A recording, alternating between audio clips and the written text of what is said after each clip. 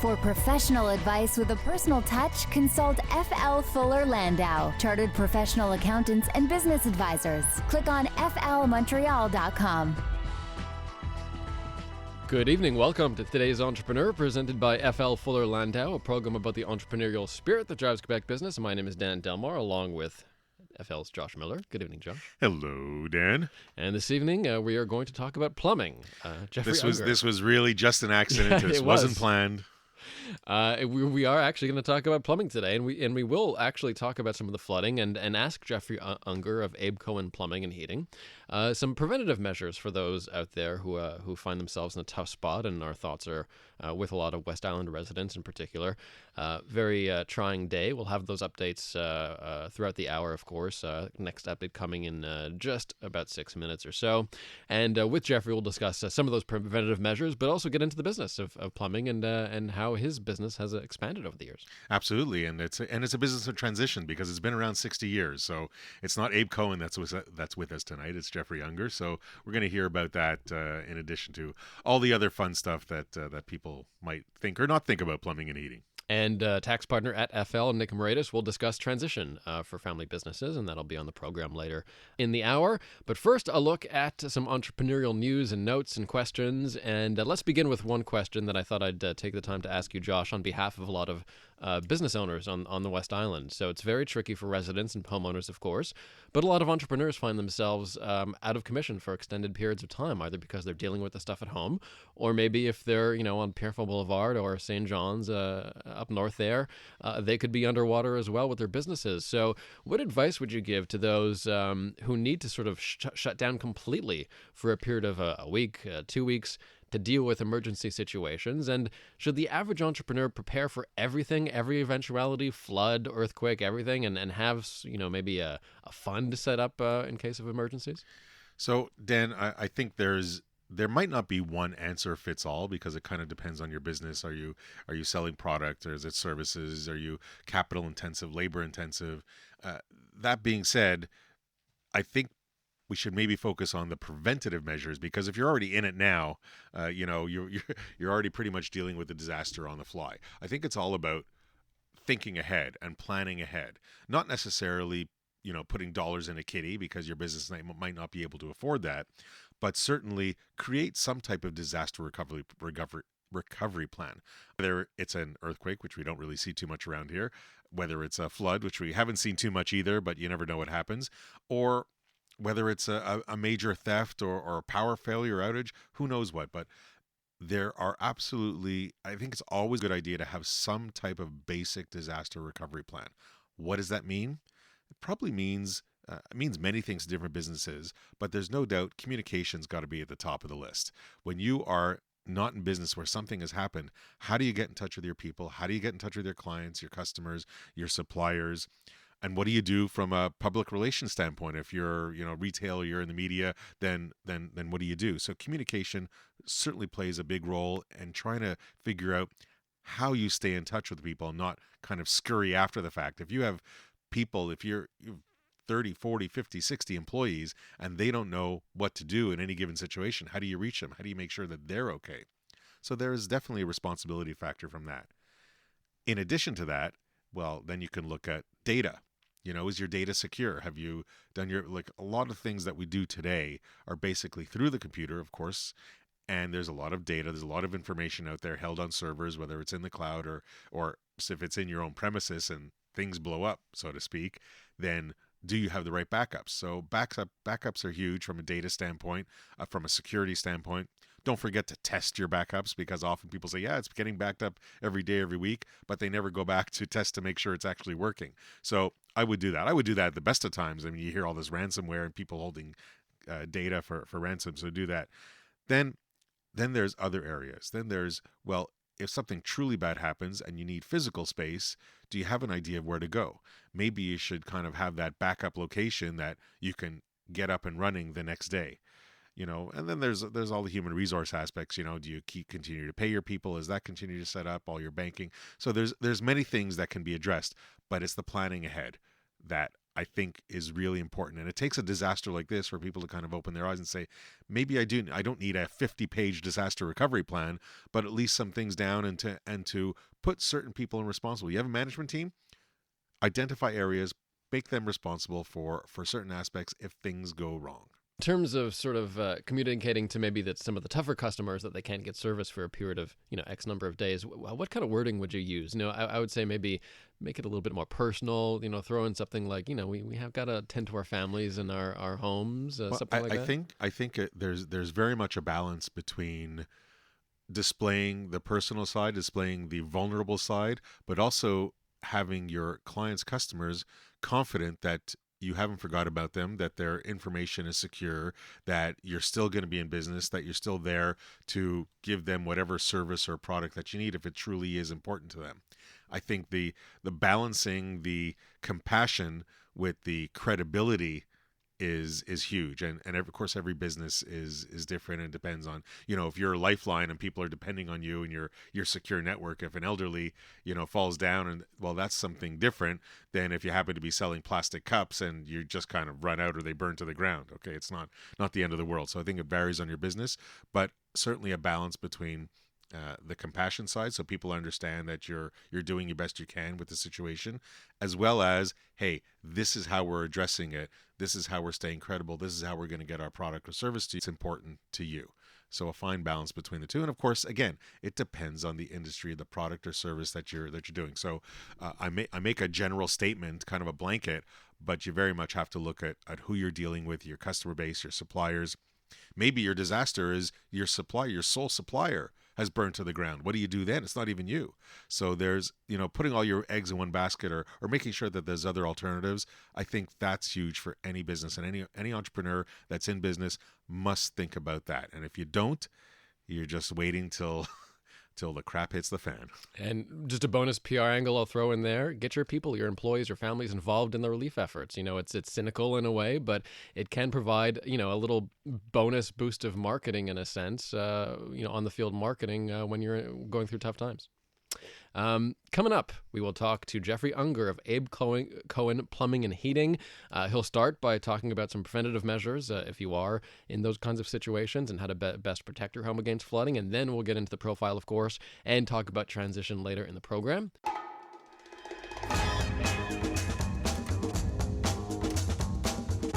For professional advice with a personal touch, consult F.L. Fuller Landau, Chartered Professional Accountants and Business Advisors. Click on flmontreal.com. Inspiring stories from outstanding business people, Dan Delmar, along with FL's Josh Miller. And this evening, we're going to chat with Geoffrey Unger of Abe Cohen Plumbing and Heating. Geoffrey, welcome to CJD. Thank you for having me. Thanks for stopping by. So first, easiest question, tell us about Abe Cohen Plumbing and Heating. Well, Abe Cohen Plumbing is a 3-generation full-service plumbing and heating company. We have a dedicated team of servicemen who specialize in service and renovation work, which wasn't always the case. When we started off 40 years ago, we were doing apartment buildings and new homes. And every time we did one, we got a new customer for their home, eventually their businesses too. And we sort of morphed into a service business.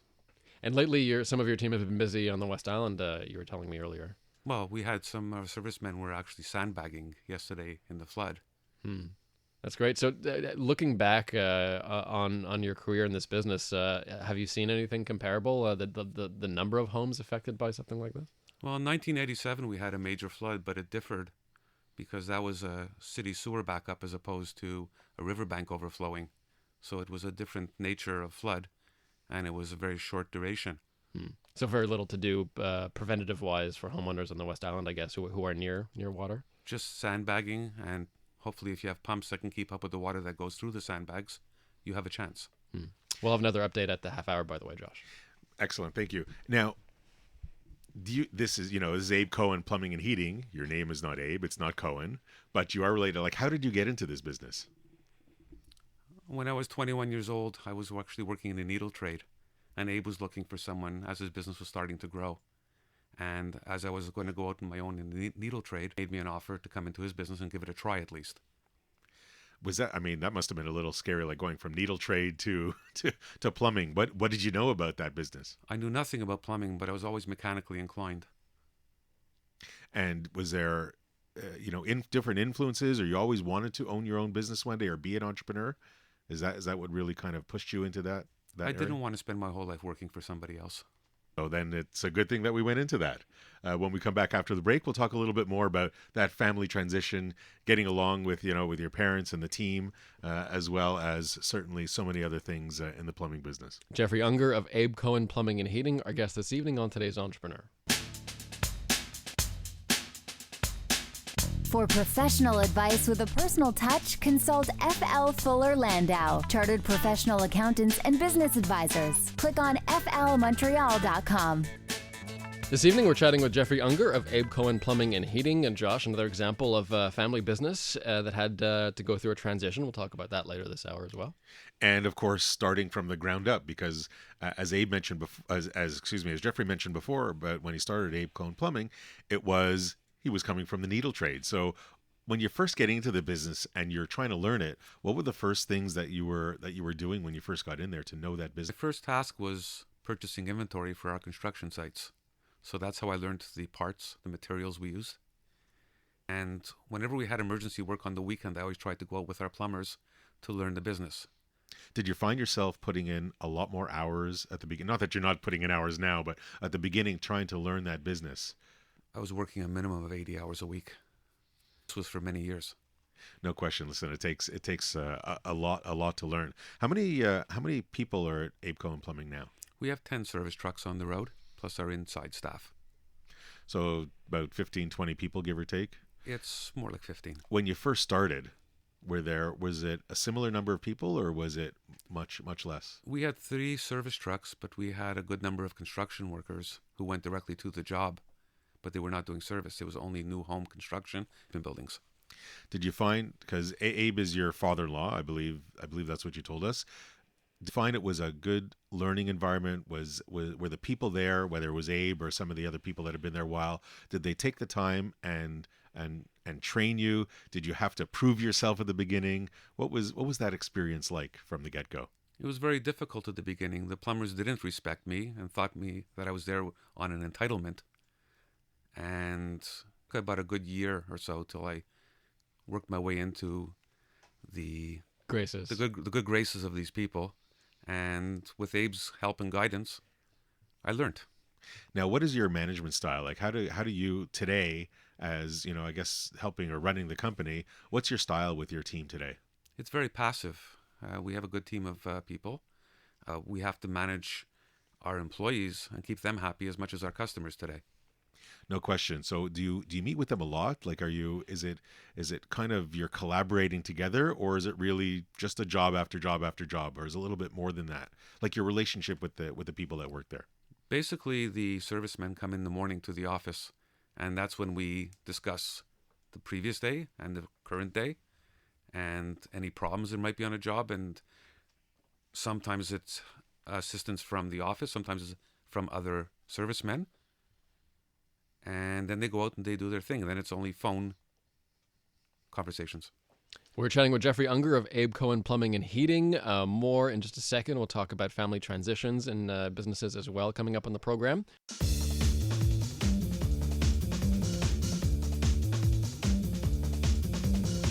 For professional advice with a personal touch, consult FL Fuller Landau, Chartered Professional Accountants and Business Advisors. Click on flmontreal.com. Welcome back to today's Entrepreneur, presented by FL Fuller Landau, a program about the entrepreneurial spirit that drives Quebec business. My name is Dan Delmar, along with FL's Josh Miller, and this evening we're chatting with Geoffrey Unger of Abe Cohen Plumbing and Heating. You've probably seen their trucks on the road in the western part of Montreal. And Geoffrey, we'll talk about transition in a little bit as well. But first, do you do any marketing? How do you get your name out there, and how do you develop new business? Basically, our marketing has been shifted to the web, and that was a huge website, which offers a lot of. That's something that I guess what I'm looking to ask is, did you expect that? Is that something that you went towards on purpose? Did you realize that you were going to get such more, or can I say more inquiries through a website versus, I guess, the old yellow pages? Well, basically, I was being. And you basically took his advice. And it was good advice. Clearly. So now that people are finding you, I know that, they just want people when people are looking for plumbers or heating specialists and me included. I guess if it's a big enough job, you have to quote on it before you actually start doing the job. How has the quoting process transformed or evolved over the years? I would imagine because you've been around for almost 40 years and the business has been around 60 years, almost 60 years. Has that quoting process transformed? Are you a little bit more electronic or computerized with that, or is it still very time consuming? It still requires so it's still very personalized where you're delivered a set of plans electronically. Does that mean you also have to build into your pricing model the home visits and the time it takes? Well, this is part of our general overhead, but we try to get our quotes to more substantial. Do you find that it's a process to educate the customer? Do people expect to pay a certain amount, and how do you sort of make them aware of the cost of some of these services? Today's customers are better educated than years past, and they actually slowly leak out to you what they know while you're telling it to them. Now that it certainly requires a good team around you to have some patience with the customers and have certainly a knowledge base.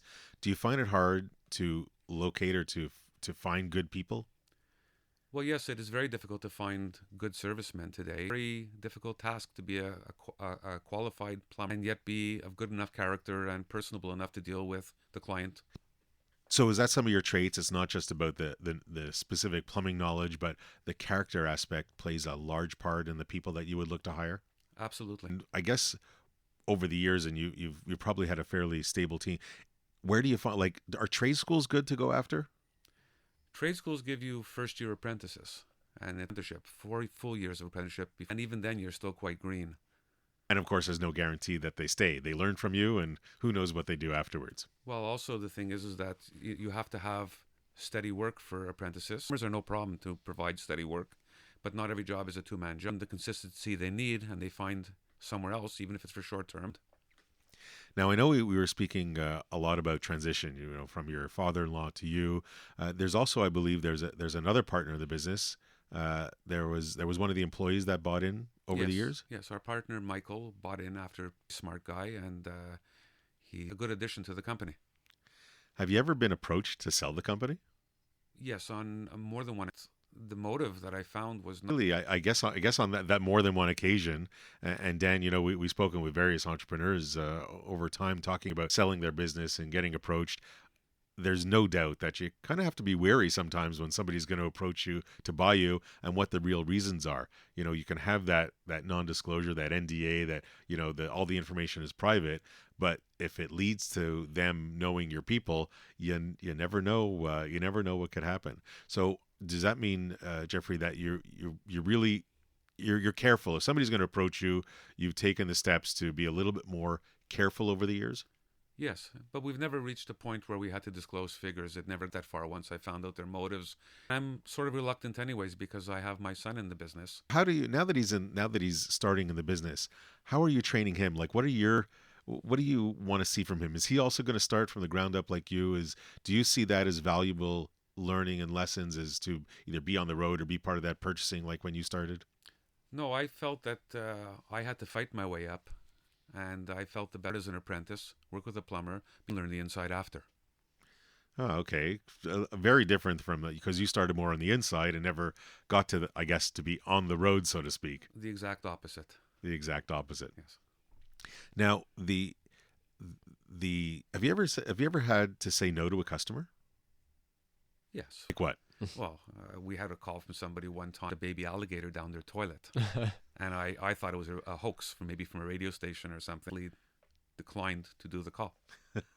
Yeah, I guess you can get some interesting calls in that respect on what gets flushed down the toilet. Mm-hmm. Very interesting. So what is the next steps? Like, where do you see Abe Cohen Plumbing in the next 60 years, or maybe at least 5 years? Do you see it more expanding? Do you see it staying local? Do you see it a little bit more improved on the computerized end? Where do you see it heading? I don't see a local business. We give a very electronic part of it, or the technology.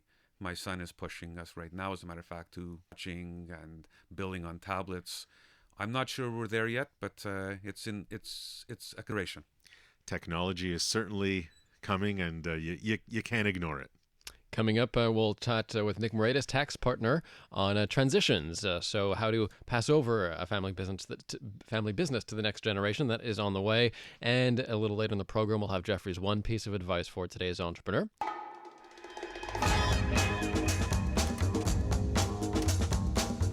For professional advice with a personal touch, consult FL Fuller Landau, Chartered Professional Accountants and Business Advisors. Click on flmontreal.com.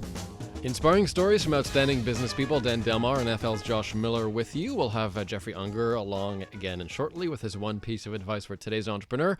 But first, Nick Moraitis is here, tax partner at FL, to talk about transitions in family businesses. Welcome back, Nick. Hi. Thank you for coming. And Dan, we've spoken a lot on the show about, income splitting and corporate structures and family trusts and all that jazz, all that fun stuff that can keep more dollars in the pockets of entrepreneurs versus the government. But I know that there's budgets that have come out, and Nick is just itching to, scare the living bejesus out of all of us. Nick, what have you read lately that might not work so well from all this great tax planning? Well, to stay with the gloom of the day and the flooding that's going on, and people in our office are affected as well, so we're all hoping everything comes out okay. Back in the budget, the federal budget of April, there was a salvo issued by the finance minister that they're looking at the use of private corporations, what Canadians have been doing with them. And specifically, they're looking at the income splitting that we tend to try to use corporations for. They're looking at corporations and the use of corporations for earning investment income. And they're looking at converting dividends to capital gains using private corporations. Some of this, the reason for it is to be a fair system for the middle class, because that is the liberal mantra. But they're looking at corporations that are used by entrepreneurs, and entrepreneurs are not just the 1%. They could be people who are just starting out. And some of the basic core planning that we've been doing now for the last 40, 50 years since the new tax regime came in is, say, income splitting. So if you're in a business and you want your spouse to share in the income of the business, you're going to bring him or her in either as a worker, because they're participating in it, or as a shareholder, and they can receive dividends. And you would be doing the same with the children as well, either as a worker or you bring him in as a shareholder. And I guess that's gotten the ire of the government now, because that is, that's one of the first things we do when we look at income splitting. If someone is making X dollars, well, how can I spread that around the family from this business? It is, after all, everybody's using this money. It's everybody's wealth, and everybody should get their fair share. That's right. But now the government is basically looking at this and saying, well, wait a second. Now there's a whole bunch of rules already existing that say, well, we won't let you income split in this situation, and I will let you income split in that. And many times you run afoul of those rules. But now we're looking at the one that is like in Abe Cohen plumbing. If you're held by trusts to have families involved, they seem to be upset now that we will be able to divert dividend income to the trust, and it gets paid to your major children and to your spouse, and have them enjoy perhaps a lower tax rate than yours. So now they're questioning that. The other thing that comes in with this splitting of income is the use of the capital gains deduction that we've talked about a lot. An entrepreneur who sells the shares of his corporation is allowed, I think it's $830,000 of an exemption in 2017. So the first $830,000 of a capital gain, you're not paying tax on it. But every shareholder of that company is entitled to that. So if you were the only shareholder, you got 1 times that 800,000. But what if your spouse was a shareholder with you? Well, there's 2 times. And what if a child who, once they turn 18, becomes a shareholder? Well, there's 3 times. What if a child who's not 18, technically could be 4? And many times we talk about use of trust. That's one of the goals behind it, is to be able to take that trust and take how many members of the family there is, and that should be able to get your capital gains exemption. All these things that, like you say, are normal planning techniques that we've are done now for many years, under the magnifying glass. Are now at risk. So that more on that plus transition in a second with Nick Moraitis on Today's Entrepreneur. For professional advice with a personal touch, consult FL Fuller Landau, Chartered Professional Accountants and Business Advisors. Click on flmontreal.com. Big moments on today's Entrepreneur. We'll have Geoffrey Unger's one piece of advice for today's Entrepreneur in a second. But first, Nick Moraitis, tax partner at FL. Final thoughts on income splitting, on transition, and more complications coming. I guess all we can say is that if you are in the process of changing or modifying your current structure, you have to keep this in mind. Speak to your advisor. Do you hold your breath and wait a few more months to see what the law comes out, or do you proceed on ahead and run with it? So for those that are in those situations, if you are paying a spouse dividends or a salary, if you're already into it, you will continue. It's more for the person who is planning to do this because they've heard it before. Well, do you do it now? Do you wait a while? Or that's where the question comes in, to speak to your advisors. Yeah, look at the crystal ball's still a little foggy. That's right. But they're certainly looking at it. As we approach the last moments of the show, as we do every week, we'll turn to our guest, Geoffrey Unger from Abe Cohen Plumbing and Heating, and ask you, Geoffrey, what would be your piece of advice for today's entrepreneur? Well, my one piece of advice is actually to partner yourself with the best people that you can find. Is that your word is your bond. Always what you say you will. Excellent. Two very important things for every entrepreneur.